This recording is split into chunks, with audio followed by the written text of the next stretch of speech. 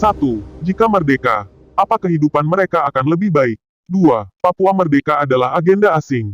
3. Semua daerah akan minta merdeka. 4. Apakah SDM-nya siap? 5. Pejabat Papua juga korup. Mari kita bahas satu-satu. 1. Apakah jika Papua merdeka, kehidupan mereka akan lebih baik? Apakah bersama NKRI kehidupan di Papua lebih baik? Apakah setelah merdeka dari Belanda yang membangun berbagai infrastruktur, sistem pendidikan, kesehatan, birokrasi, bahkan sistem hukum kehidupan rakyat Indonesia lebih baik? Jika jawabannya, iya, berarti Papua berhak punya peluang yang sama. Jika jawabannya, tidak, mengapa kita memaksa mereka ikut tidak bahagia bersama kita? 2. Papua merdeka adalah agenda asing. Papua bersama NKRI lebih terbukti agenda asing. Amerika lah yang menekan Belanda agar menyerahkan Papua kepada Indonesia lewat PBB, 1962. Lalu Amerika pula yang masuk dengan Freeport ke Papua, 1967, 2 tahun sebelum Papua dikuasai Indonesia, 1969.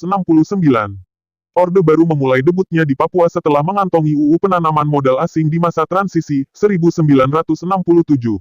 Presiden Soekarno menggalang dukungan asing lewat Konferensi Asia-Afrika, 1955 agar ikut menekan Belanda keluar dari Papua, dan menggantikannya di sana.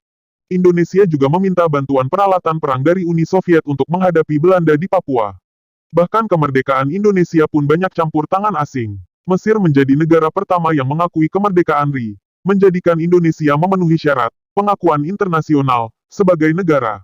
India membantu dengan beras. Buru-buru pelabuhan Australia menolak mengangkut perbekalan pasukan NICA Belanda yang ingin kembali ke Indonesia.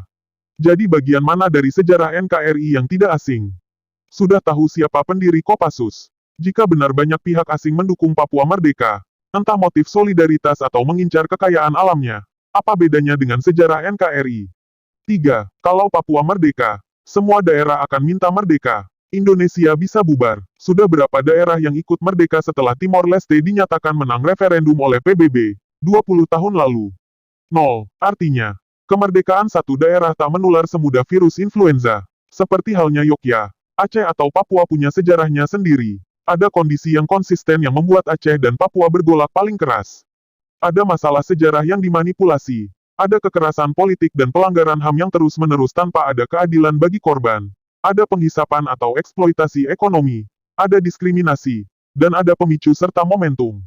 Mengapa Yogyakarta memainkan narasi ingin merdeka? Pernah, saat polemik RUU Keistimewaan, 2010, tapi tak menjadi gerakan politik yang serius karena kondisi-kondisi lain tidak terpenuhi. Sehingga lebih mirip gertakan untuk menaikkan posisi tawar dengan Jakarta. Nah, apakah jika Papua merdeka, tiba-tiba Bali, Lampung, atau Gorontalo juga minta merdeka? Silakan dicek. Apakah kondisi-kondisi yang laten dan manifest di atas terpenuhi? Tidak semudah itu. Ferguson. 4. Jika Papua merdeka hari ini, apakah SDM-nya siap? Petik 2. Sudah tahu berapa jumlah rakyat Indonesia yang buta huruf saat merdeka dari Belanda? 95%.